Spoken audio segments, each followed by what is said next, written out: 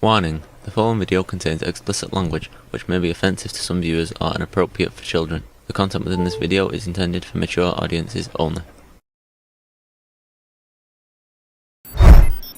Are you ready?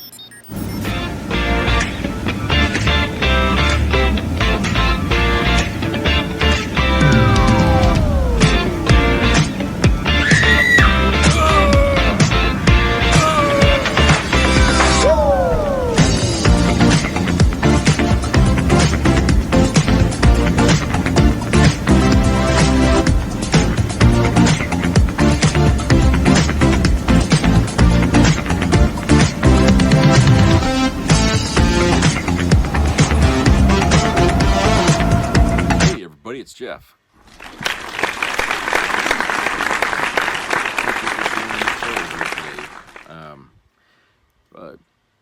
Cloudy day, but mild in temperature, so not too bad here.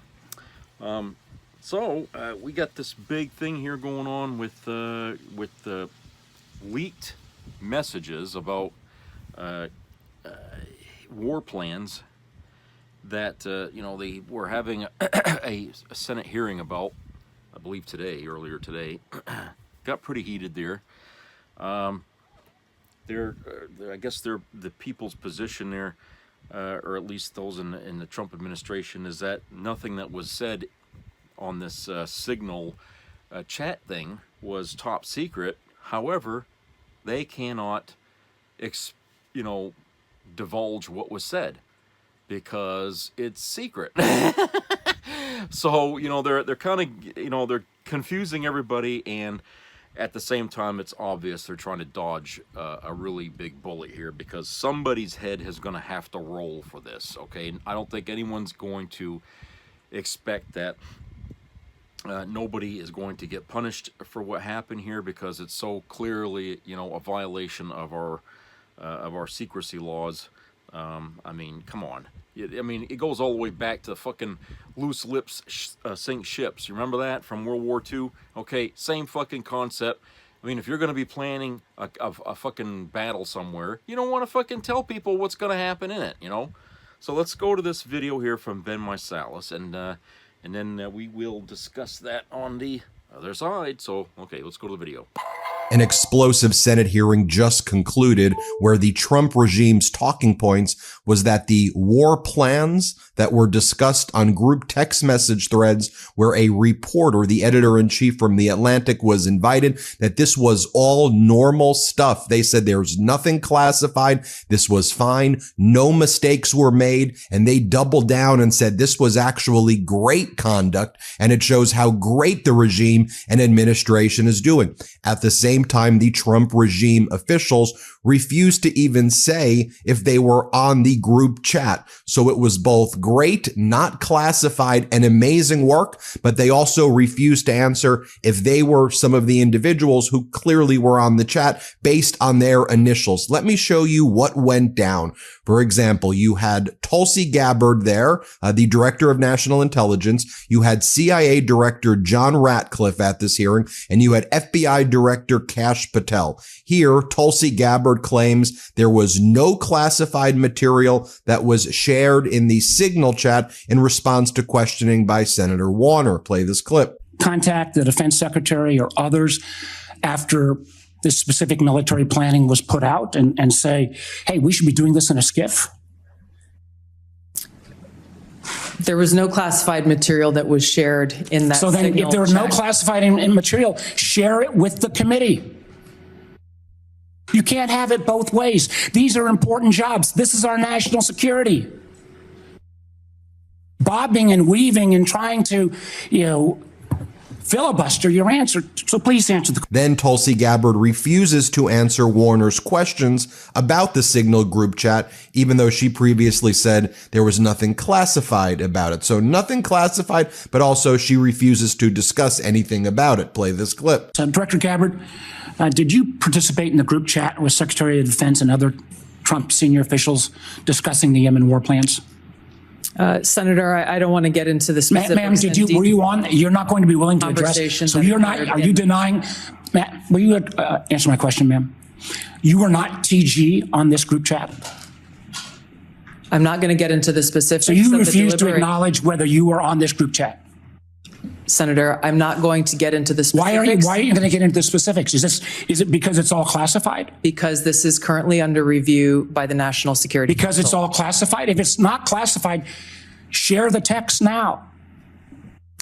As the White House previously Is it stated, classified or non-classified I can information on this text? I can confirm. Director Radcliffe, were you on the group chat?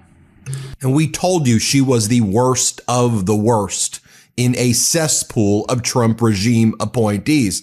Then you have Democratic Senator from Colorado, Senator Bennett, ask CIA Director John Ratcliffe, were you aware that Donald Trump's special envoy was in Moscow when this was all going down? And so the Russians probably have access to all of this communication. And what other communications exist? And you'll see Trump's CIA director was like, I don't know, whatevs. Here, play this clip. Thank you. One final point. I'm out of time. It. Well, are you going to give me a chance? Is it appropriate? Did you know that the president's Middle East advisor was in Moscow on this thread while you were, as director of the CIA, participating in this thread? Were you aware of that? Are you aware of that today? I'm not aware of that This today. sloppiness, this incompetence, this disrespect for our intelligence agencies and the personnel who work for them is entirely unacceptable. It's an embarrassment. Senator, You need to do better. You need to do better. Thank you. I'm being gavelled by the chairman, and I apologize for over. Seriously? The amount of incompetence, dangerousness, gaslighting, stupidity here from these MAGA Republicans from the Trump regime is off the charts. Here, Senator Heinrich of New Mexico is asking CIA Director Ratcliffe questions. Play this clip. Director Ratcliffe, I want to start with you.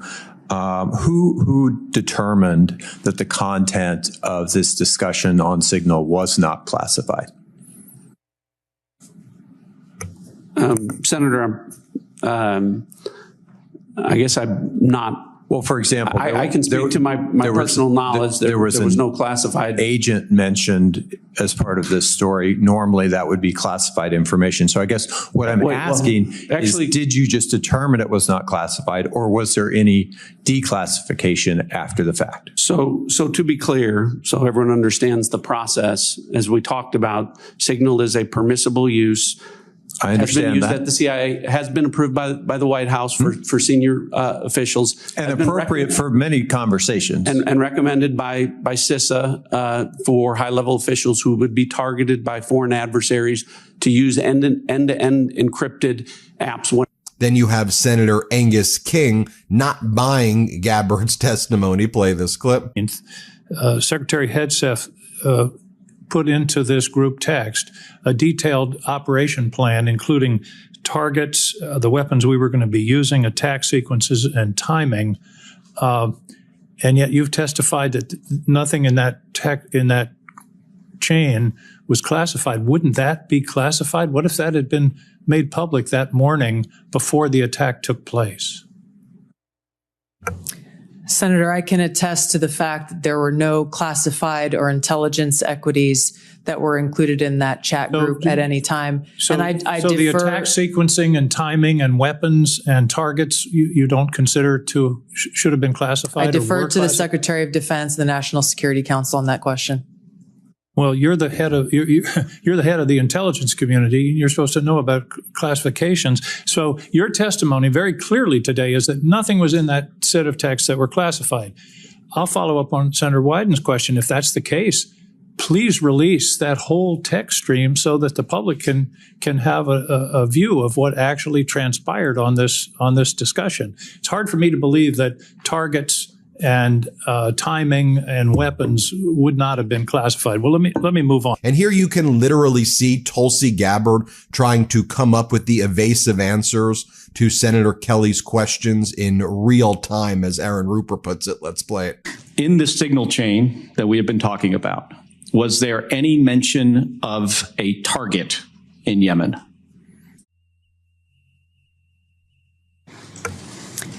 I don't remember mention of specific targets. Any generic target?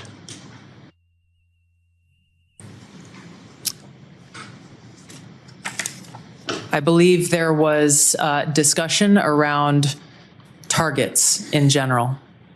Mr. Ratcliffe? I think that's consistent with my recollection. Again, I don't have access to that. Was there any mention, Ms. Gabbard, of a weapon or weapons system? I don't recall specific weapons systems being named. I'm not talking about specific, any weapon or weapon system. I don't recall specific names of systems or weapons being used. So then Georgia Senator Jon Ossoff asks a very basic question to CIA Director Ratcliffe. So will you at least concede that this was a big mistake? To which Ratcliffe says, no, not a big mistake at all. Here, play this clip. And would not information about the timing of airstrikes allow a military to pre-position or cue air defense systems to shoot down enemy aircraft? I think, Senator, from our perspective, any advance warning is something that we certainly are trying to protect. Yeah. Director Ratcliffe, this was a huge mistake, correct? No. A national political... Hold on. No, you Let me answer. No, Director Ratcliffe, I asked you a yes or no question, and now you'll hold on. A national political reporter you can characterize it how you want. Was made privy to sensitive information about imminent military operations against a foreign terrorist organization. Mistake of adding a reporter, and that wasn't a huge mistake. That wasn't a huge mistake. Well, I think they characterized it as an embarrassment. This is utterly unprofessional. There's been no apology. There has been no recognition of the gravity of this error. And by the way, we will get the full transcript of this chain, and your testimony will be measured carefully against its content. Thank you, Mr. Chairman. Then Senator Reed from Rhode Island asks Tulsi Gabbard, were you overseas during any part of this? Here, play this clip. Director Gabbard, were you overseas during any parts of these discussions? Yes, Senator, I was. Were you using your private phone or a public phone for the signal discussions? I won't speak to this because it's under review by the National Security Council. Once that review is complete, I'm sure we'll share the results with the committee. What is under review? It's a very simple question. Are you your private phone or an officially issued phone? What could be under review? National Security Council is reviewing all aspects of how this came to be, how the journalist was inadvertently added to the group chat, and what occurred within that chat across the board. But so you were not going to disclose anything about whether you use the phone? More questioning here by Senator Ossoff to CIA Director Ratcliffe. Let's play it. Disagreements between the president and the vice president about U.S. plans and intentions would be of obvious interest to foreign intelligence services, would it not? Yes. And they were discussing the timing of sending U.S. air crews into enemy airspace where they faced an air defense threat, correct? I'm going to, Senator, defer to the other principles that you're referring to about what the meaning and the context of what they were talking about auditing. the timing of U.S. airstrikes, correct? Yes. Yes, and therefore the timing of sending U.S. air crews into hostile airspace, correct? Yes. And therefore the time period during which enemy air defenses could target U.S. air crews flying in enemy airspace, correct? I don't know that. You do know that. And Senator Bennett from Colorado was forcefully cross-examining Ratcliffe. Play the clip. Did he create a hoax that allowed him to become part of this signal thread? Please answer the question. You don't insult the intelligence of the American people. Did he invite himself to the signal thread? I don't know how he was invited, but clearly he was added. Clearly it was. Finish your sentence, please. Clearly he was added to the Signal group. Your question is, you don't know that the president's national security advisor invited him to join the Signal thread. Everybody in America knows that. Does the CIA director not know that? I've seen conflicting reports about who added the reporter to the Signal messaging group. It's group. Perfectly appropriate that there was a reporter added, especially one that the Secretary of Defense says is deceitful, highly discredited, a so-called journalist who's made a profession of peddling hoaxes over and over again. Is your testimony that it was appropriate that he was added to this Signal thread? No, of course not. And why did you not call? Hold on, Senator. You're mischaracterizing my testimony. Good. You answered the question. Let me ask you: when he was added to the thread, you're the CIA director. Why didn't you call out that he was present on the Signal thread? I don't know if you use Signal messaging app. I do. Not for classified information, not for targeting. Well, neither do I, Senator. Remote. Neither do I, Senator. Well, that's what your testimony is today. It absolutely is not, Senator. Were you not listening at the beginning? No. When I said that I was using it as permitted, it is permissible to use. I agree that's your testimony. More from Senator Warner. Let's play it. Very briefly. I mean, I think it strains the audience and the watching public's credibility if we're talking about timing, packages, that somehow this would be okay to put out, or just, frankly, senior American officials trashing Europe. I've been around this for a while. This is not information you generally put out. And the notion there's not even acknowledgement of, hey, gosh, we screwed up, is stunning to me. And the idea somehow, well, none of this was classified, but we can't talk about it here. You can't have it. I think the way. And then CIA Director Ratcliffe tries to blame the Biden administration and say, actually, we thought we could use Signal chats. You thought you could use? No, you can't. That's not what the Biden administration ever said. You can't use Signal chats to engage in war planning. These people are dangerous, vile, lying idiots. Play this clip. One of the things that I was briefed on very early, Senator, was by the CIA records management folks about the use of Signal as a permissible work use. It is.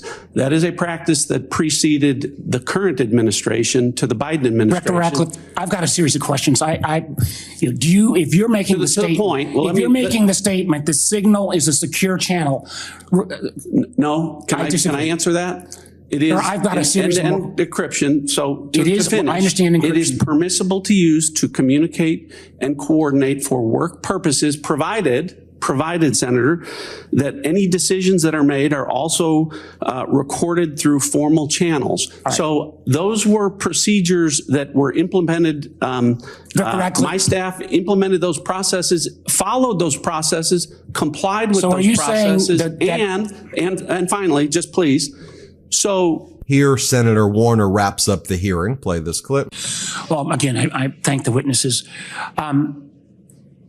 But what you're saying doesn't make sense on the face of it.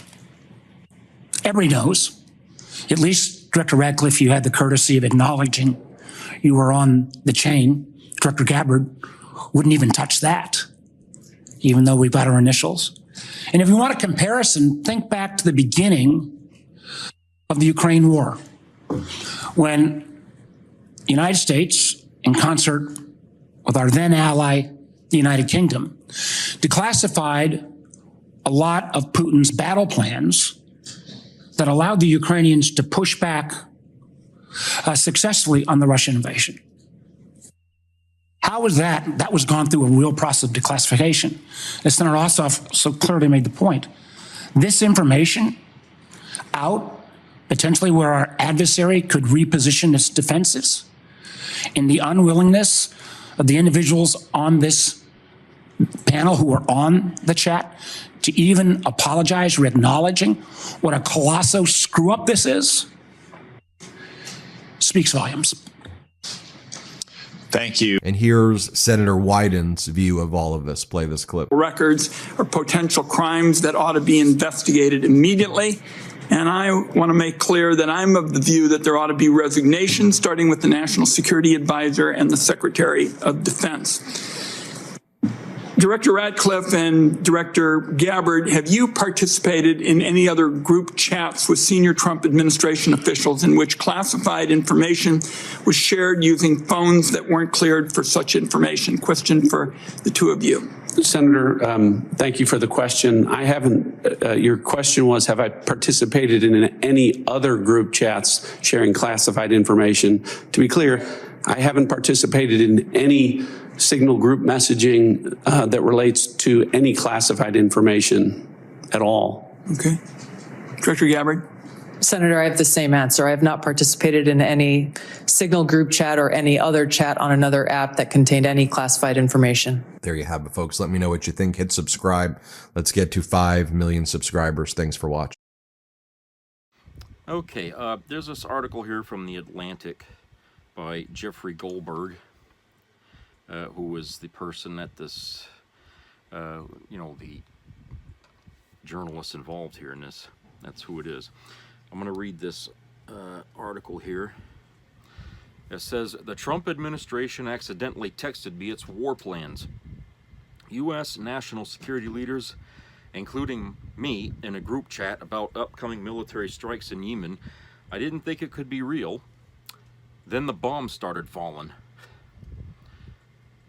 The world found out shortly before 2 p.m. Eastern Time on March 15th that the United States was bombing Houthi targets across Yemen. I, however, knew 2 hours before the first bombs exploded that the attack might be coming. The reason I knew is that Pete Hegseth, the Secretary of Defense, had texted me the war plan at 11:44 in the morning. The plan included precise information about weapons, packages, targets, and timing.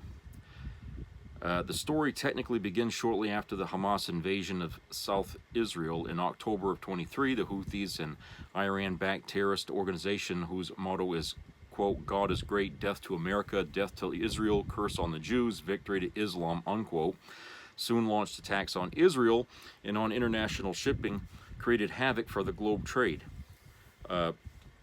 Throughout 2024, the Biden administration was ineffective in countering these Houthi attacks. The incoming Trump administration promised a tougher response. This is where Pete Hegseth and I come in. On Tuesday, March 11th, I received a connection request from Signal from a user identified as Michael Walls. Signal is an open source encrypted messaging service popular with journalists who and others who seek more privacy than other text messaging services are capable of delivering. I assumed that the Michael Walls in question was President Donald Trump's national security advisor. I did not assume, however, that the request was from the actual Michael Walls. I have met him in the past, and though I didn't find it particularly strange that he might be reaching out to me, I did think it somewhat unusual given the Trump administration's contentious relationship with journalists and Trump's periodic fixation on me specifically. It immediately crossed my mind that someone could be masquerading as Walls in order to somehow entrap me. It is not at all uncommon these days for nefarious actors to try to induce journalists to share information that could be used against them. I accepted the connection request, hoping that this was the actual national security advisor and that he wanted to chat about Ukraine or Iran or some other important matter. 2 days later, Thursday at 4:28 p.m., I received a notice that I was to be included in a Signal chat group. It was called the Houthi PC Small Group. A message to the group from Michael Walls read as follows, quote, team establishing a principals group for coordination on Houthis, particularly for over the next 72 hours. My deputy, Alex Wong, is pulling together a Tiger team at Deputies Agency Chief of Staff level following up from the meeting in the sit room this morning for action items, and will be sending that out later this evening, unquote. The message continued, quote, please provide the best staff POC from your team for us to coordinate with over the next couple of days and over the weekend. Thanks, unquote. The term principals committee generally refers to a group of the senior-most national security officials, including the Secretaries of Defense, State, and the Treasury, as well as the director of the CIA. It should go without saying, but I'll say it anyway, that I have never been invited to a White House Principals Committee meeting, and that in my many years of reporting on national security matters, I have never heard of one being convened over a commercial messaging app. 1 minute later, a person identified only as, quote, MAR, unquote, the Secretary of State is Marco Antonio Rubio, wrote, quote, Mike Needham for State, unquote, apparently designating the current counselor of the State Department as his representative. At that same moment, a Signal user identified as, quote, unquote, J.D. Vance wrote, quote, Andy Baker for VP, unquote. 1 minute after that, quote unquote TG, presumably Tulsi Gabbard, the Director of National Intelligence or someone masquerading as her, wrote, quote, Joe Kent for DNI, unquote. 9 minutes later, quote unquote Scott B, apparently Treasury Secretary Scott Bessent, or someone spoofing his identity, wrote, quote, Dan Katz for Treasury, unquote. At 4:53 p.m., a user called, quote unquote, Pete Hegseth wrote, quote, Dan Caldwell for DOD, and at 6:34 p.m., quote unquote, Brian wrote, quote, Brian McCormick for NSC, unquote. One more person responded, quote, John Ratcliffe, unquote, wrote at 5:24 p.m. with the name of a CIA official to be included in the group. I am not publishing that name because that person is an active intelligence officer. The principals had apparently assembled. In all, 18 individuals were listed as members of this group, including various National Security Council officials. Steve Witkoff, President Trump's Middle East and Ukraine negotiator Susie Wiles, the White House Chief of Staff, and someone identified only as SM, which I took to stand for Stephen Miller. I appeared on my own screen only as JG. That was the end of the Thursday text chain. After receiving the Walls text related to the Houthi PC small group, I consulted a number of colleagues. We discussed the possibility that these texts were part of a disinformation campaign initiated by either a foreign intelligence service or, more likely, a media godfly organization, the sort of group that attempts to place journalists in embarrassing positions and sometimes succeeds. I had very strong doubts that this text group was real because I could not believe that the national security leadership of the United States would communicate on Signal about imminent war plans. I also could not believe that the national security advisor to the president would be so reckless as to include the editor-in-chief of The Atlantic in such discussions with senior U.S. officials up to and including the vice president. The next day, things got stranger. At 8:05 a.m. on Friday, March 14th, Michael Walls texted the group, quote, Team, you should have a statement of conclusions with taskings per the president's guidance this morning in your high side inboxes, unquote. High side in government parlance refers to classified computer and communication systems. Quote, State and DOD, we developed suggested notification lists for regional allies and partners. Joint staff is sending this more specific sequence of events in the coming days, and we will work with DOD to ensure COSOVP and POTUS are briefed, unquote. At this point, a fascinating policy discussion commenced. The account labeled JD Vance responded at 8:16, quote, Team, I am out for the day doing an economic event in Michigan, but I think we are making a mistake, unquote. Vance was indeed in Michigan that day. The Vance account goes on to state, quote, 3% of U.S. trade runs through the Suez, 40% of European trade does. There is a real risk that the public doesn't understand this or why it's necessary. The strongest reason to do this is, as POTUS said, to send a message, unquote. The Vance account then goes on to make a noteworthy statement considering that the vice president has not deviated publicly from Trump's position on virtually any issue. Quote, I am not sure the president is aware how inconsistent this is with his message on Europe right now. There's a further risk that we see a moderate to severe spike in oil prices. I am willing to support the consensus of the team and keep these concerns to myself, but there is a strong argument for delaying this a month, doing the messaging work on why this matters, seeing where the economy is, etc., unquote. A person identified in Signal as Joe Kent, Trump's nominee to run the National Counterterrorism Center, is named Joe Kent, wrote at 8:22, quote, there is nothing time-sensitive driving the timeline. We'll have the exact same options in a month, unquote. Then at 8:26 a.m., a message landed in my Signal app from the user John Ratcliffe. The message contained information that might be interpreted as related to actual and current intelligence operations. At 8:27, a message arrived from the Pete Hegseth account. Quote, VP, I understand your concerns and fully support you raising with POTUS important considerations, most of which are tough to know how they play out: economy, Ukraine peace, Gaza, etc. I think messaging is going to be tough no matter what. Nobody knows who the Houthis are, which is why we would need to stay focused on, number one, Biden failed, and number two, Iran funded, unquote. The Hegseth message goes on to state, quote, waiting a few weeks or a month does not fundamentally change the calculus. To immediate risks on waiting. One, this leaks and we look indecisive. Two, Israel takes inaction first, or Gaza ceasefire falls apart and we don't get to start this on our own terms.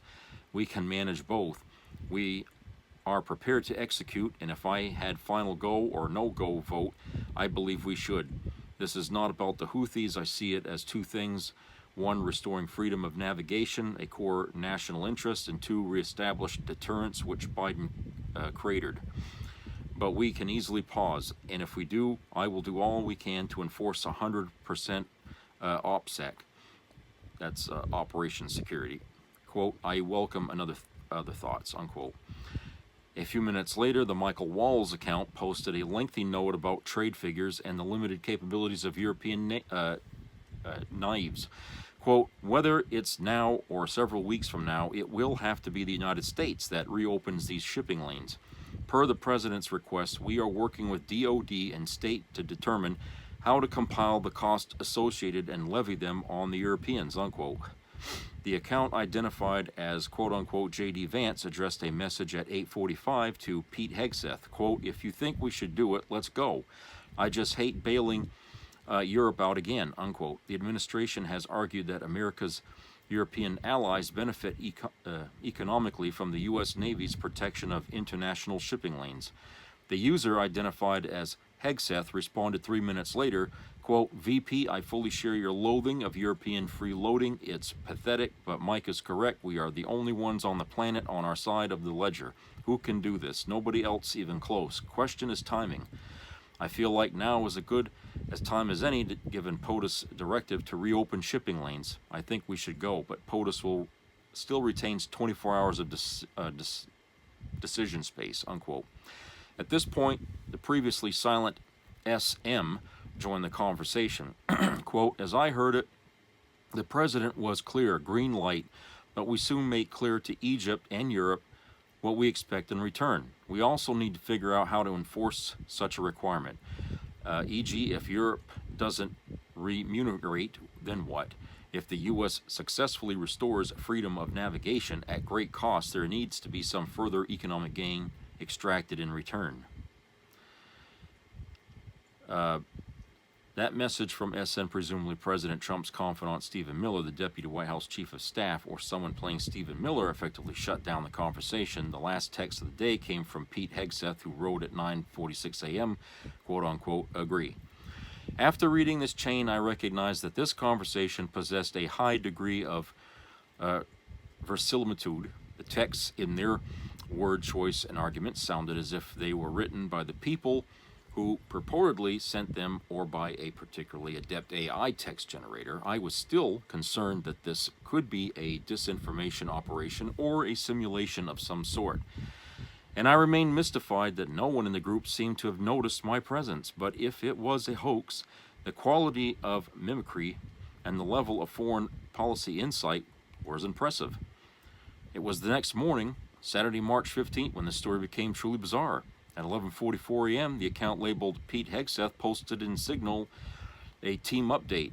I will not quote from this update or from certain other subsequent texts. The information contained in them, if they had been read by an adversary of the United States, could conceivably have been used to harm American military and intelligence personnel, particularly in the broader Middle East, Central Command's area of responsibility. What I will say, in order to illustrate the shocking recklessness of this Signal conversation, is that the Hegseth post contained operational details of forthcoming strikes on Yemen, including information about targets, weapons the U.S. would be deploying, and attack sequencing. The only person to reply to the update from Hegseth was the person I identified as the vice president. I will say a prayer for victory, Vance wrote. 2 other users subsequently added prayer emoji. According to the lengthy Hegseth text, the first detonations in Yemen would be felt 2 hours hence, at 1:45 p.m. Eastern Time. So I waited in my car in a supermarket parking lot. If this Signal chat was real, I reasoned, Houthi targets would soon be bombed. At about 1:55, I checked X and searched Yemen. Explosions were then being heard across Sana'a, the capital city. I went back to the Signal channel at 1:48. Michael Waltz had provided the group an update. Again, I won't quote from that text, except to note that he described the operation as an amazing job. A few minutes later, John Ratcliffe wrote, a good start. Not long after, Waltz responded with 3 emoji, a fist, an American flag, and fire. Others soon joined in, including MAR, who wrote, good job, Pete, and your team, and Susie Walls, who texted kudos to all, most particularly those in theater and CENTCOM. Really great, God bless. The after-action discussion included assessments of damage done, including the likely death of a specific individual. The Houthi-run Yemeni Health Ministry reported that at least 53 people were killed in the strikes, a number that has not been independently verified. On Sunday, Walls appeared on ABC's This Week and contrasted the strikes with the Biden administration's more hesitant approach. Quote, these were not kind of pinprick back and forth, what ultimately proved to be feckless attacks, unquote, he said. Quote, this was an overwhelming response that actually targeted multiple Houthi leaders and took them out, unquote. The Signal chat group, I concluded, was almost certainly real. Having come to this realization, one that seemed nearly impossible only hours before I removed myself from the Signal group. Understanding that this would trigger an automatic notification to the group's creator, Michael Walls, that I had left, no one in the chat had seemed to notice that I was even there, and I received no subsequent questions about why I left, or, more to the point, who the hell I was. Earlier today, I emailed Walls and sent him a message on his Signal account. I also wrote to Pete Hegseth, John Ratcliffe, Tulsi Gabbard, and other officials. In an email, I outlined some of my questions. Is the Houthi PC small group a genuine Signal thread? Did they know I was included in this group? Was I, on the off chance, included on purpose? If not, who did they think I was? Did anyone realize who I was when I was added or when I removed myself from the group? Do senior Trump administration officials use Signal regularly for sensitive discussions? Do the officials believe that the use of such a channel could endanger American personnel? Brian Hughes, the spokesman for the National Security Council, responded 2 hours later confirming the veracity of the Signal group. Quote, this appears to be an authentic message, Shane, and we are reviewing how an inadvertent number was added to the chain, Hughes wrote. Quote, the thread is a demonstration of the deep and thoughtful policy coordination between senior officials. The ongoing success of the Houthi operation demonstrates that there were no threats to troops or national security, unquote. William Martin, a spokesperson for Vance, said that despite the impression created by the text, the vice president is fully aligned with the president. Quote, the vice president's first priority is always making sure that the president's advisors are adequately briefing him on the substance of their internal deliberations, unquote, he said. Vice President Vance unequivocally supports this administration's foreign policy. The president and the vice president have had subsequent conversations about this matter and are in complete agreement. I have never seen a breach quite like this. It is not uncommon for national security officials to communicate on Signal, but the app is used primarily for meeting planning, and other logistical matters, not for detailed and highly confidential discussions of a pending military action. And, of course, I've never heard of an instance in which a journalist has been invited to such a discussion. Conceivably, Walls, by coordinating a national security-related action over Signal, may have violated several provisions of the Espionage Act, which governs the handling of quote-unquote national defense information. According to several national security lawyers interviewed by my colleagues Shane Harris for this story, Harris asked them to consider a hypothetical scenario in which a senior U.S. official creates a signal thread for the express purpose of sharing information with cabinet officials about an active military operation. He did not show them the actual signal messages or tell them specifically what had occurred. All of these lawyers said that a U.S. official should not establish a signal thread in the first place. Information about an active operation would presumably fit the law's definition of quote-unquote national defense. The Signal app is not approved by the government for sharing classified information. The government has its own systems for that purpose. If officials want to discuss military activity, they should go into a specifically designated space known as a Sensitive Compartmented Information Facility, or SCIF. Most cabinet-level national security officials have one installed in their home or communicate only on approved government equipment, the lawyer said. Normally, cell phones are not permitted inside an SCIF, which suggests that as these officials were sharing information about an active military operation, they could have been moving around in public. Had they lost their phones or had they been stolen, the potential risk to national security would have been severe. Hegseth, Ratcliffe, and other cabinet-level officials presumably would have had the authority to declassify information, and several of the national security lawyers noted that the hypothetical officials on the signal chain might claim that they had declassified the information they shared. But this argument rings hollow, they caution, because Signal is not an authorized venue for sharing information of such a sensitive nature, regardless of whether it has been stamped top secret or not. There was another potential problem. Walls set some of the messages in the Signal group to disappear after 1 week and some after 4. That raises questions about whether the officials may have violated federal records law. Text messages about official acts are considered records that should be preserved. Quote, under the records law applicable to the White House and federal agencies, all government employees are prohibited from using electronic messaging applications such as Signal for official business unless those messages are promptly forwarded or copied to an official government account. Jason R. Barron, a professor at the University of Maryland and the former director of litigation at the National Archives and Records Administration, told Harris, quote, intentional violations of these requirements are a basis for disciplinary action. Additionally, agencies such as the Department of Defense restrict electronic messaging containing classified information to classified government networks and or networks with government-approved encrypted features, unquote, Barron said.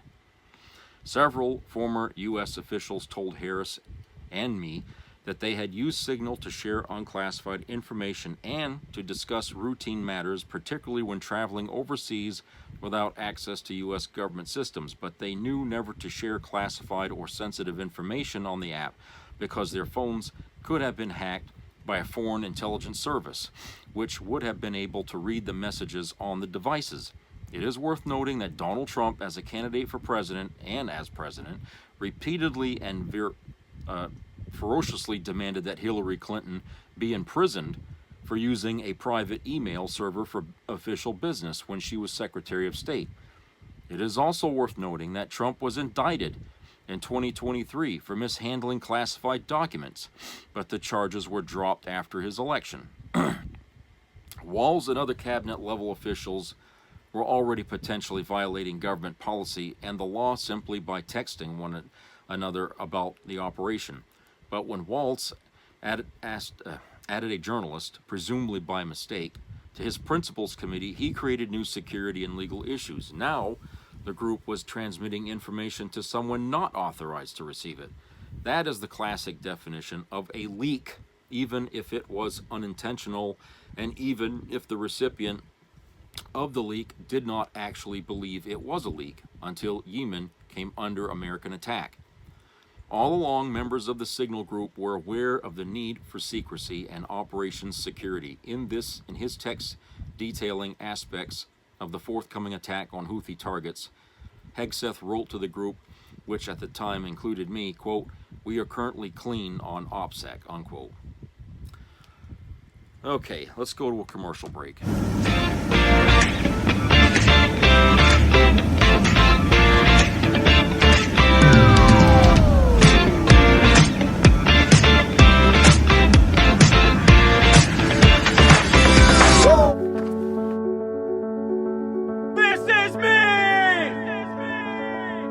I'm Alex Curtis. I'm a lobsterman in Maine, and this is me.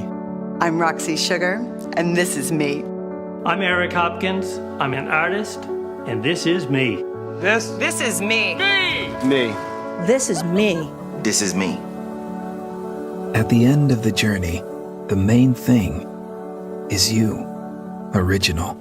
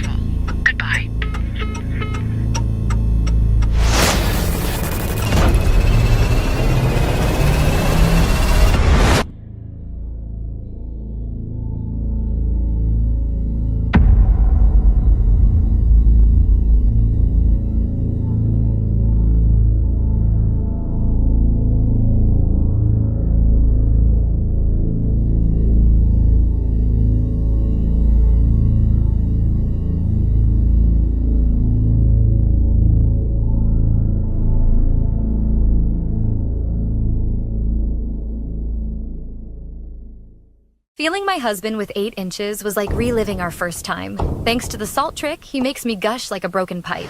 And just last month, I was ready to divorce my husband. But then he showed me his new 8-inch magic wand. Now, I can barely hold it in my hand. This salt trick is hands down the biggest advantage any man can have heading into 2025. I wasn't kidding when I said you should take it easy with this trick. It can turn a sad little twig into a raging anaconda. It's ridiculously simple. And it's heartbreaking to see so many men missing out on the chance to finally make their women happy. So far, this easy homemade trick has helped over 29,000 men naturally increase both size and thickness. This is the same secret top-paid adult film actors use to keep their bats way above average.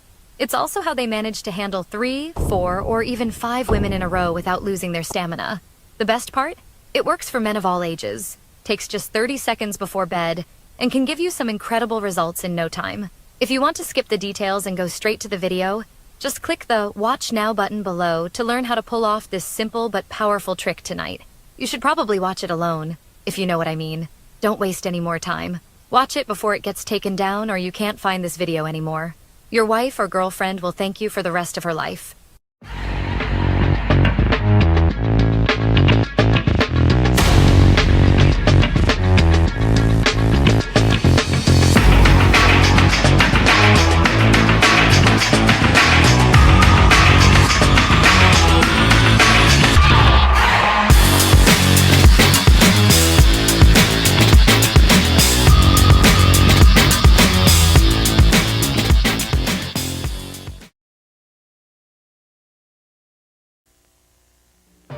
Be a part of the entertainment value of a lifetime.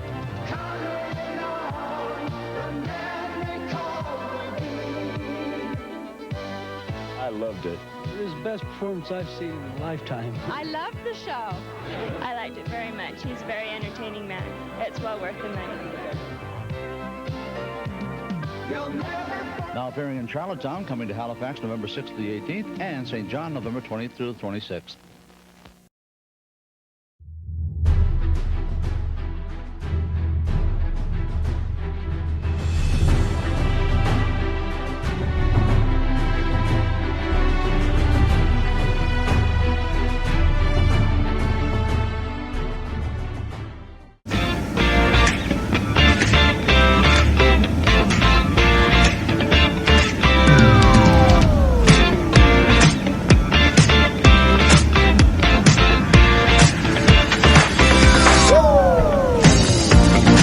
Okay, welcome back. All right, that lengthy article that I read to you was published in The Atlantic by Jeffrey Goldberg. And if you want to look for it yourself on there, yeah, the title of it is called "The Trump Administration Accidentally Texted Me Its War Plans." That's where you'll find it.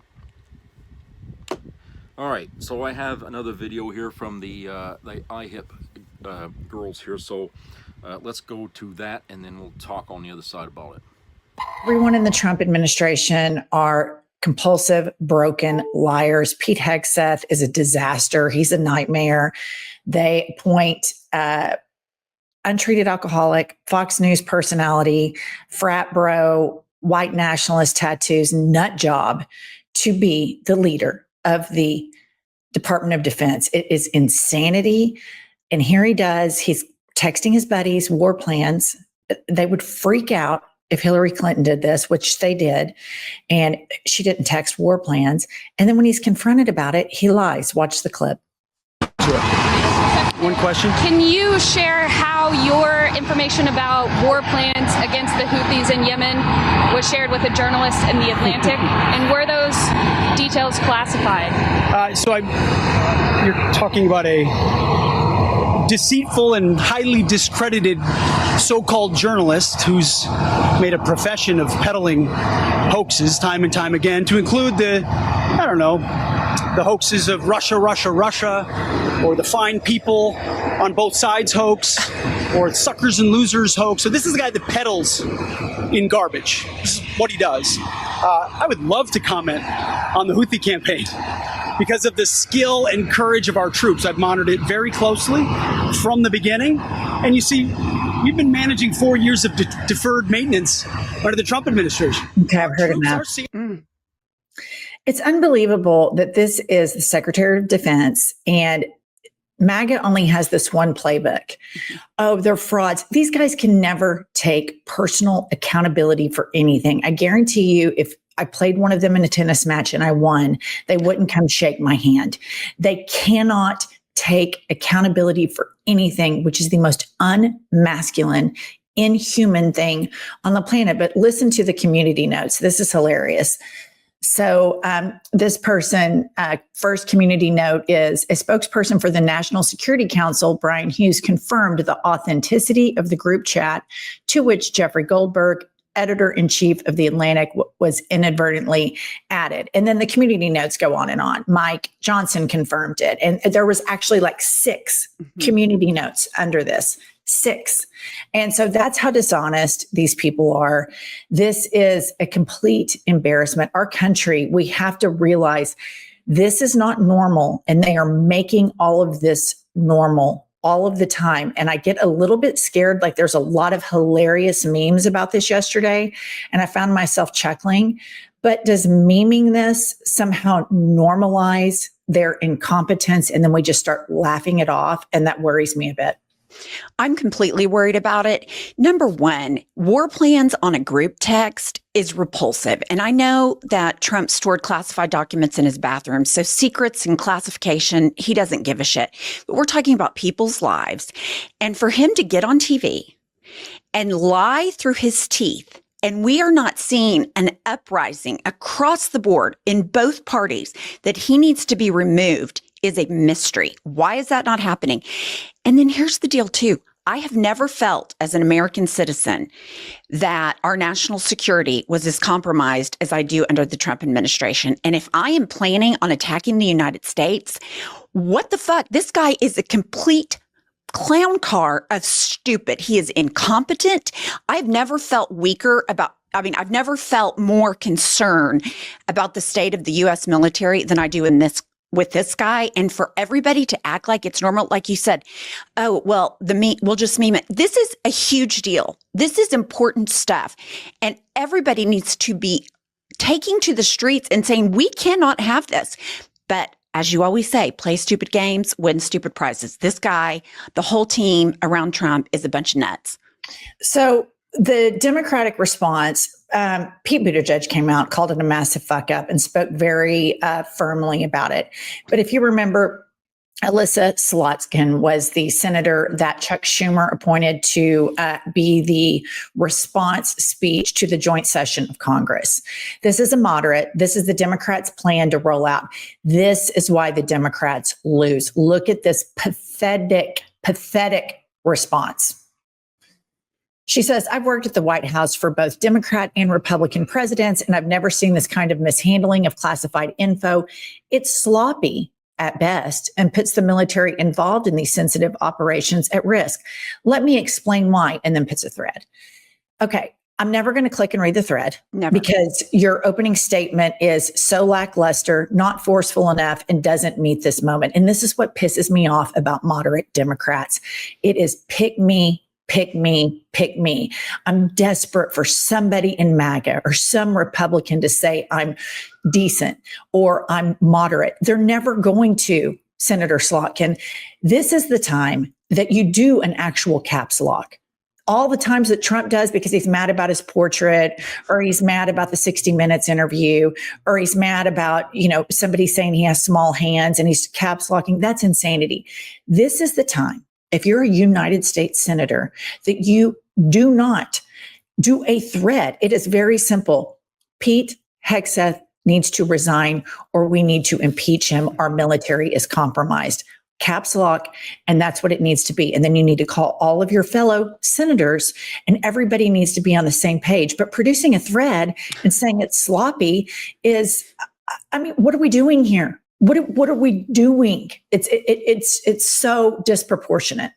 It's so disproportionate. And Elise Slotkin was a CIA intelligence officer. And this is her response. It was sloppy.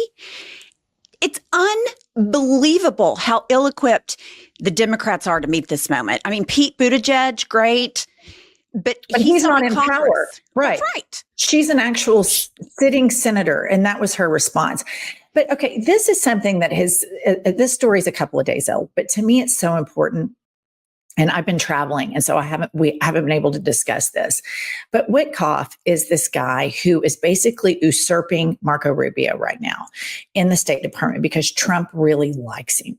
And this guy goes to Russia and sits down with Vladimir Putin. And before you see this video, I want you to imagine that you have all of the resources of the United States federal government. I'm talking psychological profilists from the FBI, from the CIA. You could be prepped for days on end.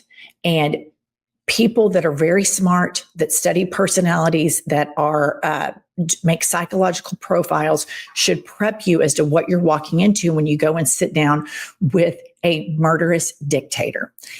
Listen to this clip of this guy's takeaway from his meeting with Vladimir Putin. In the second visit that I had, it got personal. The President Putin had commissioned a beautiful portrait of President Trump from the leading Russian artist, and actually gave it to me and asked me to take it home to President Trump, which I brought home and delivered to him. It's been reported in the paper, but it was such a gracious moment. And told me a story, Tucker, about how when the president was shot, he went to his local church and met with his priest and prayed for the president, not because he was the president of he could become the president of the United States, but because he had a friendship with him and he was praying for his friend. It was, can you imagine sitting there and listening to how weak and how stupid are these guys that I'm an armchair psychologist. I'm an armchair foreign policy expert. I just know a little bit here and there. I immediately know that Vladimir Putin knows that these people fall prey to superficial flattery. I further know that Vladimir Putin knows that at the epicenter of a lot of these people that are appointed under Trump, they're the crazy Christian Americans. So he uses the church thing. They're getting played. And the fact that he then goes and repeats it and thinks, oh my God, Vladimir Putin loves us. He's praying for Trump. He's getting this great portrait done. And he says it out loud. It tells you there's just this huge portion of people in American leadership that are dumb and or willfully dumb. And I believe now, and we've thought this for a long time, that the entire outfit, all of them want to dismantle democracy. That is the end game. They want it dismantled. They want a dictatorship. When you start from Pete Hegseth and his group chat, which he's probably raging drunk when he does it, all the way down. And they had Secretary Scott Bessent in there. Why is he on a war thing? I mean, it's utter insanity. First of all, the fact that he's on Tucker Carlson's podcast, when we know that Tucker Carlson is a complete Putin loyalist, tells you all you need to know. I'm convinced every day that goes by, the Trump administration is an arm of the Putin government. There's just no doubt about it. And you make such a great point. He has the very best at his disposal with psychological experts, and to be able to go in prepared not to fall prey to Vladimir Putin. And he runs around and has his lips plastered to his ass. And I just want to say, as we saw with the portrait of Trump in Colorado, how mad he was, Putin, he couldn't have scripted it any better. He gives him this gorgeous portrait. I'm sure his hands look big. He looks thin. His makeup is completely blended. He's a former KGB agent. He knows exactly what he's doing. I want to move on to this last one. So Trump has opened up a White House faith advisor, and this is a tongue talker. This is a grifter, and her name is Paula White. And she's just put out a commercial, and this is just unbelievable. Watch this. I believe that when you honor God on Passover, starting on April 12th at sundown through Good Friday on the 18th and concluding on Easter Sunday, you can receive these 7 supernatural blessings for you and your house. According to Exodus 23, God will assign an angel to you. He'll be an enemy to your enemies. He'll give you prosperity. He'll take sickness away from you. He will give you long life. He'll bring increase in inheritance, and he'll give a special year of blessing. You're not doing this to get something, but you're doing it in honor to God, realizing what you can receive. For your special Passover offering of $1,000 or more as the Holy Spirit leads, you will also receive the beautiful 10-inch Waterford Crystal Cross. Don't miss your moment to release 7 supernatural blessings and riffraff, knick-knack. God's going to assign an angel to you. He's going to hate who you hate. This is all this spiritual warfare, prosperity gospel, racket, grift. And I just think there has to be a place post-Trump, if we maintain our democracy, where this is fraud, where this is complete fraud. She knows that she can't ensure that if there is a God, they're assigning an angel to somebody. This is ripping off dumb people and people that fall prey to this religious fear mongering. And look at the top of the ticket. You have Donald Trump, riffraff, knickknacks, and Kash Patel, same thing. And it goes down. And now we've got this nut for $1,000. And so many of these MAGA people, that probably aren't going to get their Social Security checks next month, are going to buy that crystal cross, and they're going to think they've got an angel assigned to them, and that God's going to hate who they hate, and they hate the libs. So then God's going to hate the libs. I just think, are we really a first world country? I mean, is this really, like, this is, people think this is fucking normal. It's insane. It's insane. And how transparent it is. If you want all these blessings, give us $1,000. They didn't even try to describe it. Like Trump, when he sends emails, it's like, we need your help, do all this. And then once you get into the email, then he asks for money. Like, you can only contribute. if you like to answer the poll, you have to contribute. This was just so transparent. And here's what I want to know. Who's getting the $1,000? Who gets a cut? Obviously, Paula White is getting it. And, She giving Trump a cut? I doubt it. I doubt that really gets his beak that wet, considering all of the other stuff. But who knows? Maybe. I mean, but she's a grifter. He surrounded himself by grifters. They're all grifting off this same base. Right. And instead of taxing billionaires, they want to grift as much as they can. And all right, guys, I'm in Brazil, so Pumps will be solo later today, and maybe tomorrow I might be able to hop on, maybe not, but we're trying to get to 1 million subs. Please subscribe, and we'll see you all later.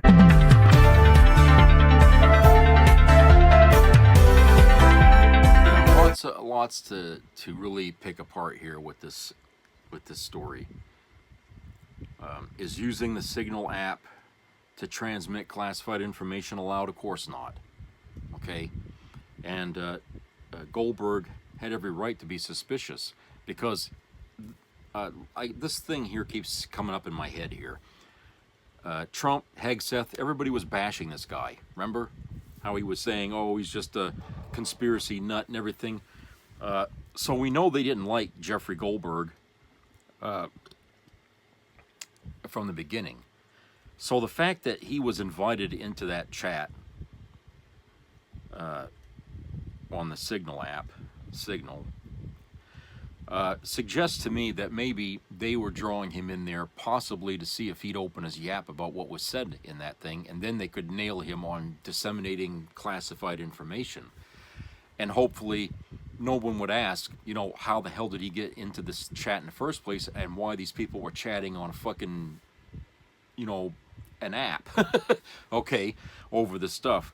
They would just be all focused on getting rid of this Jeffrey Goldberg, because Trump hates the media, right?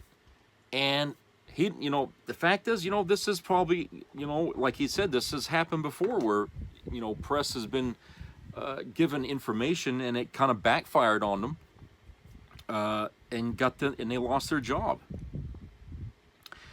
And, I just feel like, hey, because if I'm right, okay, I don't have any proof at all to say that that's what happened, but I'm just saying, if I'm right, if he was set up to come onto that fucking thing, okay, like he said, it was an invitation that came out of the fucking blue, never happened before. All of a sudden, he's asked to join into this conversation, and nobody's talking to him, nobody's asking who he is, because, hey, he's got a user, an ID that nobody's ever seen before, but they're all talking amongst each other, but they're not talking to him. That to me sounds like, okay, this could be a setup. No wonder he was thinking that, this can't be real. That these people, I mean, he was right to question, is this really Pete Hegseth talking? Is this really Tulsi Gabbard talking? Because nobody would think, why would they be so stupid to talk about all this stuff on an open fucking thing, right? But like I said, I'm thinking because they knew he was a reporter, okay? Pete Hegseth, was on Fox News. Remember, that was his other job there before he became, where he's at now. He probably knew Jeffrey Goldberg how to sucker him into this. So, it could have been initiated by Pete Hegseth to draw this journalist in there, to nail him, That's what I'm saying. There's probably some merit there to my theory on that. Okay, that maybe this was a setup to try to get him in some deep trouble. By because they figure, oh, he's going to run with this to his and print it, and if he does, we got him, because then we can get him on sending out classified data and all this. That's why at the hearing today, nobody was willing to talk openly about what was said. Okay, because if they did, then that dynamite and what they were talking about then wouldn't be dynamite anymore. It would just be, a firecracker. Okay, but if they keep it feeling like, oh, this stuff was not meant to be to the public or something, and at the same time they're saying, well, it wasn't top secret, it wasn't classified, they know it's bullshit. Everybody knows it's bullshit, because if Tulsi Gabbard was not going to tell anybody what was said in those texts, okay, then clearly that means it was not meant to be heard by just every person in the country. It's top secret or classified, whatever, okay?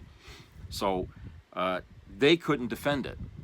And the way they executed this basically was pretty sloppy, okay? The way they tried to set this up, it was pretty fucking sloppy, because now they're all in trouble now, okay? And now Jeffrey Goldberg, who I think was probably targeted to be the fall guy, the one they were going after, now he's looked at as the hero for, at least he didn't publish in his article that I read anything that he thought was sensitive, that shouldn't be put out there. He did the job that the other assholes should have been doing when they were yakking back and forth, okay? He didn't do that, okay? Because he knew he'd probably get in trouble if he did. And the fact that those people at the hearing today weren't talking about it, he verifies that what he did not put in his article was dynamite, okay? And so he covered his ass, which means now he looks like the hero, because he come out. So the trap that I think they laid for him backfired on them, okay? Because they thought he was going to take that information and run with it and print it and get himself in trouble, hang himself. But Jeffrey Goldberg is not an idiot, okay? He's been in the fucking the job a long time. He knows how that fucking shit works, okay? So he wasn't going to just take that and jump on it. So like I said, this is, you know, because, you know, hey, Trump doesn't like the press, and he picks and chooses who he wants to talk to, okay? Because he knows the ones that are going to give him shit are the ones he doesn't want to talk to. So this I think this was probably an attempt by Pete Hegseth and Tulsi Gabbard and the others to sucker him into something that, you know, to print later, and then they could say, look what he just said. He took a conversation and he revealed all kinds of fucking classified information out to the public in an article. But Jeffrey saw right through it, okay? Which means their plan wasn't as smart as they thought it was, because everything hinged on their appraisal of Jeffrey Goldberg. And they were wrong. They thought they knew the guy, and they didn't. Okay? So, yeah. And, you know, Jeffrey put his own concerns in there about, you know, he thought that it could be a trap, you know. So if he thought that, and I felt like it seems like that, then there must be some truth there, you know. That's pretty low blow for the administration to do that, but like you said, it's not the first time that's happened. And then other administrations have done the same thing too. So as a journalist, you got to be careful about things that you see, information. You got to question the source. You got to cover your bases before you print anything, because if you do, it could blow up in your face. And it's happened to the best of them, you know. It just I think about, you know, Dan Rather, okay, and how he had to leave CBS because of that shit about Bush Jr. there in his time in the Air National Guard. How that story sort of blew up in his face, and he took the fall for it. Okay, so yeah, even a person who's been in journalism a long time can still fall into these kind of traps. All right, and they were trying to get that to happen to Jeffrey Goldberg. So again, that's my theory. Okay, based on what, you know, I read in that article and what Jeffrey Goldberg was saying. Okay, that, you know, they're after him. They don't like him. I mean, and it came out. I mean, you saw Hegseth, you know, standing outside in the airport, and he's sitting there shitting all over the guy. And then, you know, you saw at the, you know, how J.D. Vance talked about him. Okay, nobody liked this guy. And all of a sudden, he's asked to join a fucking group to listen to what they're saying. It's like, hey, come on in and listen to what we're talking about, you know? Figuring, oh yeah, he's going to run right to the fucking press, you know, and just start printing everything else, you know? So I feel like this is, it's silly, but at the same time, it shows just how careless these people are. These people that Trump picked, these idiots, okay, they're playing silly fucking games. They're playing fucking games that could get lives ended because of their shit. Okay, granted, they were doing this talk here before, okay, everything started to happen, but thank God, Jeffrey Goldberg sat on it and verified what was said and waited till after the attack started before he, you know, printed this thing out and said, hey, guess what happened to me? Okay. So, this is why when you pick people to do jobs, you pick people who are qualified to do them. Hegseth, Gafford, they don't qualify. We knew that when they were being asked questions, you know, for their confirmation hearing, whatever, you know. We knew all that. These people didn't belong in these jobs. They still don't. But here's the thing. If the public continues to keep cranking the heat up underneath this problem, and we keep pressuring, you know, that somebody take the fall, we could get one or the other out, you know, fired. Hegseth or Tulsi Gabbard, or at best both. Okay, they could lose their job over this if the public makes it, you know, keeps rattling the fucking cage here and keeps, you know, staying on this. Okay, we can't let the representatives, the senators, and all them kind of, you know, minimize this, because it's not something you minimize. We're talking treason here. Okay, let's get that on the table. Just like when Trump there was sitting in Mar-a-Lago with all those fucking boxes of fucking stuff from the National Archives that he was not supposed to have at his home. Okay, he should have been punished for that, and he wasn't. Okay, because he ran the clock out, got himself into the White House, and dropped the charges. Okay, that was how he got away with it. But this here should be an easier grab here, because we're not talking about going after Trump. Sure, Trump can take some of the heat for picking the idiots that were doing this shit, but at the end of the day, it's going to be one of the idiots that's going to have to take the fall, because I don't think America is going to stand for anything less than that. Somebody has to be punished for this. Okay, somebody. Who is it going to be? Eeny, meeny, miny, mo. Okay, that's what's going on right now. I could tell right by way that Hegseth was talking, Tulsi Gabbard was talking. Everybody is trying to be very, very careful about what they say. Okay, except maybe Pete. Pete sounded like he was getting pissed off that he even had to answer the question, so he don't even want to talk about it. Okay, but Tulsi Gabbard, you could see she was very careful, you know, very measured in how she was responding to the questions. Okay, long pauses as she's trying to figure out how to say something that it doesn't hurt her position. Okay, that tells me that what went on in that thing, what was said in there, was very, very serious shit. Okay, and the Senate's going to get their hands on the entire transcript, unedited. Okay, unredacted or whatever. They're going to see it all, because they have the clearance to look at that stuff. They're going to see it all, and they're going to look at these people's messages back and forth. And from that, they're going to decide who the hell, you know, where the axe is going to fall. Okay, so yeah, they're nervous right now. Trump may not be. I don't think Trump gives two shits anyway who's going to take the fall. He's just going to say, I don't know. Okay,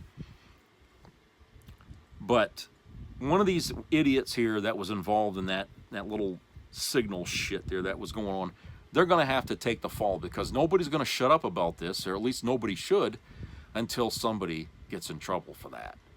Okay, and hopefully that's what's going to happen here. But like I said, this is ridiculous. I mean, they went after Hillary Clinton, both barrels. To this day, they still bitch about her and, you know, and all that stuff. But, you know, she come out and was kind of mocking everybody, saying, oh, you'll see now that somebody on their side does it, now they all want to protect. They want to cover their ass.